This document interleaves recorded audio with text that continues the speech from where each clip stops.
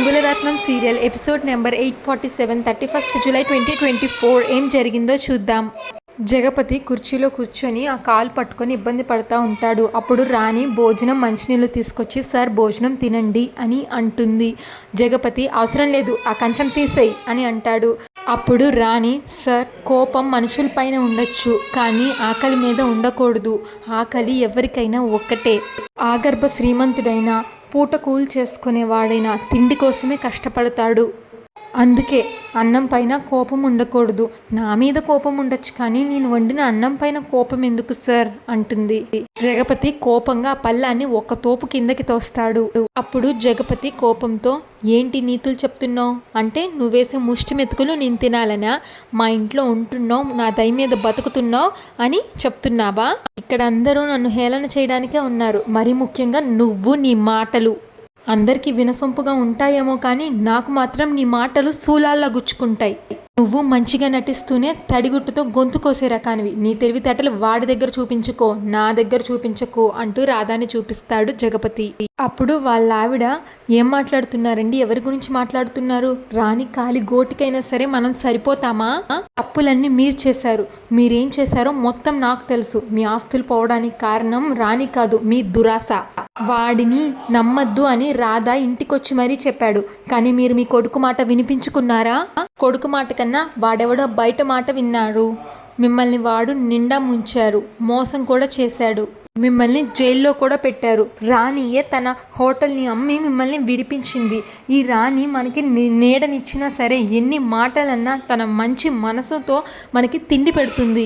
అసలు గుడిలో మీరు రాణిని అని అంటుంటే ఈలోగా రాణి వచ్చి అత్తయ్య ఏం మాట్లాడుతున్నారు? జరిగిపోయిన గురించి ఇప్పుడు మాటలు ఎందుకు? అసలే ఆయన బాధలో ఉన్నారు.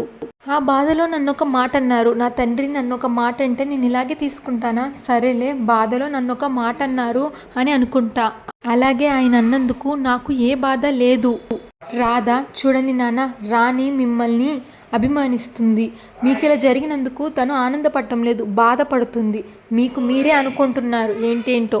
కానీ రాధాతో ఆపండి, ఆయన ఇలా జరిగినందుకు బాధలో ఉన్నారు. బాధలో ఉన్న మనిషి కోపంతో ఒక మాట అన్నారు. మనం తిరిగి ఇన్ని మాటలు అంటే ఆయన్ని మరింత బాధపడతారు కదా. చూడండి సార్, నేను మీకు కనిపించొద్దు అంటే అలాగే కనిపించను, కానీ మీరు నా మీద ఉన్న కోపాన్ని ఆకలి మీద చూపించొద్దు. మీరు టైంకి తిని సరిగ్గా మందులు వేసుకోండి. మీరు త్వరగా కోలుకొని మామూలు మనిషి అవ్వాలని నేను మళ్ళీ కోరుకుంటున్నాను. అప్పుడు వాళ్ళ ఆవిడ అది రాణి గొప్పదనం, మంచితనం. మీకు ఒక్కటి మాత్రం నిజం, ఇంతకు ముందు మీరు చేసిన పాపాలే మీకు శాపాలై వెంటాడుతున్నాయి. ఇప్పటికైనా మీరు మారితే మంచిది. ఛీ అని అక్కడి నుంచి వెళ్ళిపోతుంది. శంకర్ ప్రసాద్ సంతోషంగా ఇంటికి వచ్చి పూర్ణ అంటాడు. పూర్ణ వచ్చి ఏంటండి కొత్త బిజినెస్ ప్రాజెక్ట్ ఏమైనా వచ్చిందా అంటే, నేను కొత్త బిజినెస్ ప్రాజెక్ట్ వస్తే ఆనందపడడానికి నిన్న మొన్న బిజినెస్ స్టార్ట్ చేయలేదు. నెంబర్ 1 బిజినెస్ స్టార్ట్ చేసి ఎన్నాళ్ళు అయిందో. నేను ఎప్పుడు నిజంగా ఆనందంగా ఉంటానో తెలుసా? నా ఇంట్లో వాళ్ళందరూ సంతోషంగా ఆనందంగా ఉన్నప్పుడు నేను ఆనందంగా ఉంటా. ఇప్పుడు నేను నీకు ఒక నగ తీసుకొచ్చాను అంటూ ఒక నెక్లెస్ ఇస్తాడు. అది చూసి పూర్ణ సంతోషపడుతుంది.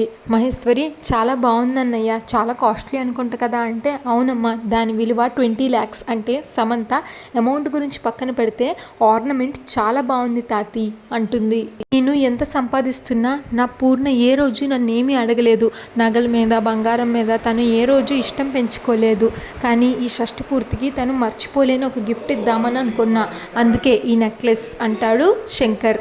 షష్ఠి పూర్తి రోజు నా చేత్తో నేనే పూర్ణ మెడలో ఈ నెక్లెస్ వేసి తనకి గిఫ్ట్గా ఇస్తాను అంటాడు శంకర్ ప్రసాద్. అప్పుడు మహేశ్వరి తన మనసులో 20 లక్షల నెక్లెస్ వదినకి గిఫ్ట్గా ఇస్తావా? అది నా దగ్గర ఉంటే ఇంకా బాగుంటుంది. ఈ నెక్లెస్ పూర్ణకి ఇవ్వడం నాకు నచ్చలేదన్నయ్య, అస్సలు నచ్చలేదు అనుకుంటుంది తన మనసులో. పూర్ణ ఆ నెక్లెస్నే చూస్తుంది. అప్పుడు శంకర్ ఏంటి పూర్ణ అలా చూస్తున్నావు, నీకు నచ్చిందా నచ్చలేదా అంటే, మీ మనసు అంత అందంగా ఉందండి, మీరు మనస్ఫూర్తిగా నా కోసం కొనింది నాకు నచ్చకుండా ఎందుకుంటుంది? చాలా నచ్చింది అంటుంది పూర్ణ. సమంత నాని ఒకసారి ఇలా అని చూస్తుంది శంకర్తో.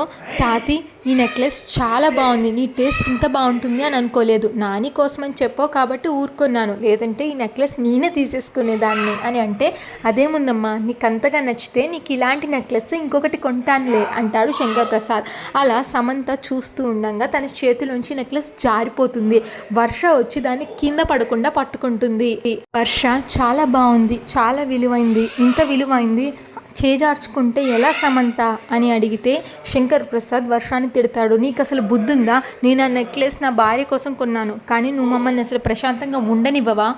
ఆ వస్తువు మాకెంతో అపురూపమైంది. అలాంటి వస్తువు నువ్వు తాకడం నాకు అస్సలు నచ్చలేదు. నీ నీడని కూడా సహించను నేను. అలాంటిది మా వస్తువులను నువ్వు ముట్టుకుంటే నేను అసలు ఊరుకోను.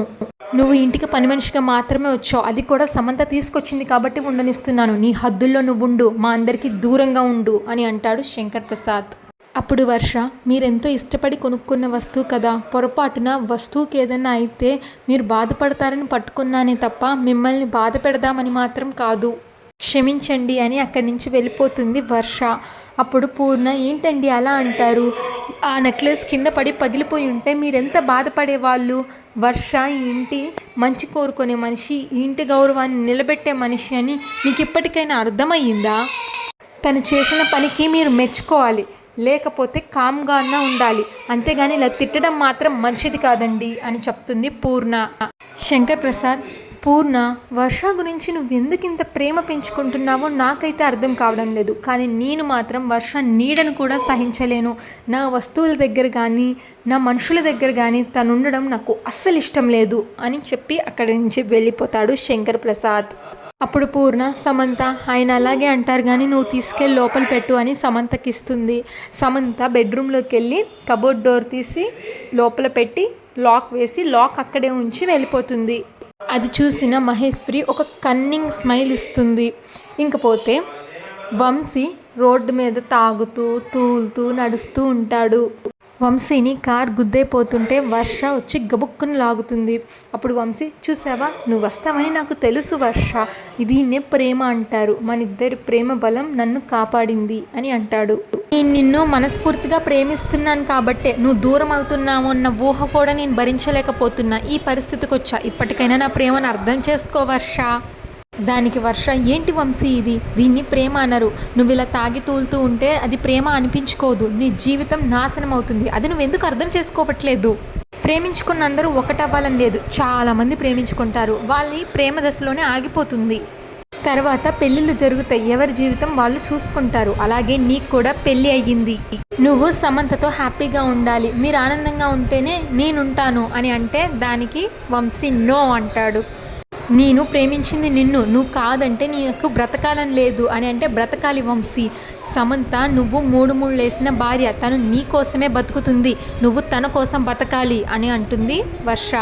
అది అసలు జరగని పని అని వంశీ అంటే, జరిగి తీరాలి, ముందు నీకు నా మీద కూడా ప్రేమ లేదు కదా, నాతో మాట్లాడి నన్ను కలిసిన తర్వాత ప్రేమించావు, నిన్ను ప్రేమించేలా చేసుకున్నావు, అలాగే సమంతతో కూడా కలిసి జీవించు, అప్పుడు ఆటోమేటిక్గా ప్రేమ పుడుతుంది అని చెప్తుంది. దానికి వంశీ, నువ్వు నా జీవితంలోకి ఎలాగో రానంటున్నావు కదా, ఇంకా నేనేమైపోతే నీకెందుకు, నేను బాగుండాలి అని కోరుకుంటే నువ్వు నా జీవితంతో ఉండు, నాతో కలిసి ఉండు అని అంటాడు. నా మనసంతా నువ్వే ఉన్నావు, నిన్ను కాదని ఆ సమంతకి నేను మనసు ఇవ్వలేను, అదొక్కటి తప్పించి నువ్వు నన్ను ఏమన్నా అడుగు, నా ప్రేమ కోసం ఏదైనా నిరూపించుకుంటాను అని అంటాడు. సరే, నన్ను ప్రేమించిన మనిషిగా నేను ఒక్కటి అడుగుతాను, నాకు మాటిస్తావా అని అడిగితే ఏంటి చెప్పు, ప్రాణమైనా ఇస్తాను అని అంటాడు. అప్పుడు నువ్వు నన్ను మర్చిపోవాలి, నువ్వు తాళి కట్టిన సమంతతోటే జీవితం పంచుకోవాలి అని అంటుంది. ఎల్లుండి శంకర్ ప్రసాద్ గారి షష్ఠి జరుగుతుంది, ఆ రోజు నువ్వు రావాలి, సమంతని నీ జీవితంలోకి తీసుకోవాలి.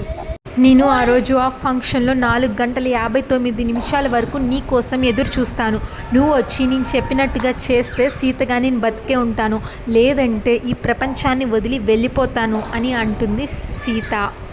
నా మాట నేను నిలబెట్టుకోలేనప్పుడు నేను బ్రతికి ప్రయోజనం లేదు, నా మాట నిలబెట్టి నువ్వు నీ ప్రేమని బతికించుకుంటావో లేక నీ ప్రేమే గొప్పది అని ప్రేమను చంపుకుంటావో నీ ఇష్టం.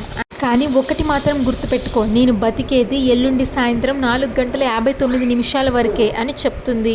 ఇంకా శంకర్ ప్రసాద్ వాళ్ళు గుడికి వెళ్ళడానికి రెడీ అవుతారు. అందరూ వెళ్తుండగా, ఏంటి పూర్ణ, నెక్లెస్ పెట్టుకొని రమ్మన్నాను, ఆ నెక్లెస్కి పూజ చేయడానికి కదా మనం గుడికి వెళ్తున్నాము, అది మర్చిపోతే ఎలా అని అంటాడు. పూర్ణ అయ్యో మర్చిపోయానండి అని అంటుంది. సమంత నువ్వు వెళ్ళి నెక్లెస్ తీసుకురమ్మా అంటే సమంత వెళ్తుంది, కానీ ఎంతసేపటికి రాదు. మహేశ్వరి తనలో తానే నవ్వుకుంటుంది.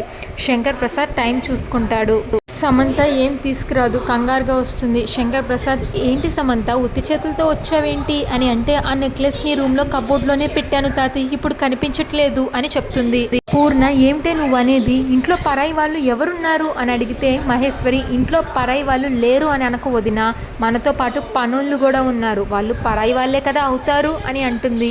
మొత్తం వెతికావా సమంత అని వాళ్ళ గ్రాని మహేశ్వరి అడిగితే, మొత్తం వెతికాను గ్రాని, ఎక్కడ కనిపించలేదు అని అంటే, శంకర్ ప్రసాద్ నా రూమ్లోకి ఎవరు వస్తారమ్మా, నువ్వు అక్కడే పెట్టావా వేరే చోటు ఇంకెక్కడైనా పెట్టావా, గుర్తు తెచ్చుకో అని అంటాడు. ఎందుకు రారన్నయ్య నీ రూమ్లోకి, వర్ష అక్కడే ఉండడం నేను చూసా, తను కాసేపు అక్కడే ఉంది, తను బయటికి వస్తున్నప్పుడు అన్నయ్య లేని టైంలో నువ్వు ఆ రూమ్లో ఏం చేస్తున్నావు అని నేను అడిగాను, తను నాకు ఏం సమాధానం చెప్పలేదు అని మహేశ్వరి అంటే, పూర్ణ కోప్పడుతుంది.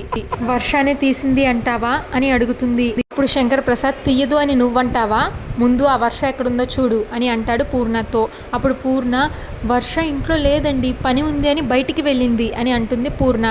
అప్పుడు మహేశ్వరి ఇంకేముందన్నయ్య, తనే నెక్లెస్ తీసేసినట్టుంది, మొన్న నెక్లెస్ పట్టుకున్నప్పుడు కూడా చెప్పింది కదా నెక్లెస్ చాలా బాగుంది అని అంటే, పూర్ణ కోపంగా మహి అని అరుస్తుంది. మాటలు మర్యాదగా రాని, నువ్వెవరి గురించి మాట్లాడుతున్నావో నీకు తెలుసా, అసలు వర్ష ఎవరో నీకు తెలుసా అని అడిగితే శంకర్ ప్రసాద్ ఏంటి పూర్ణ మహి మీద అరుస్తున్నావేంటి, వర్ష ఎవరో ఇక్కడ అందరికీ తెలుసు, ఈ ఇంట్లో ఒక పని మనిషి, సమంత పెట్టిన మనిషి, ఇంట్లో నెక్లెస్ పోయింది, వర్ష ఏమో ఇంట్లో లేదు, దీన్ని బట్టి అర్థమవుతుంది కదా వర్షాన్ని తీసింది అని.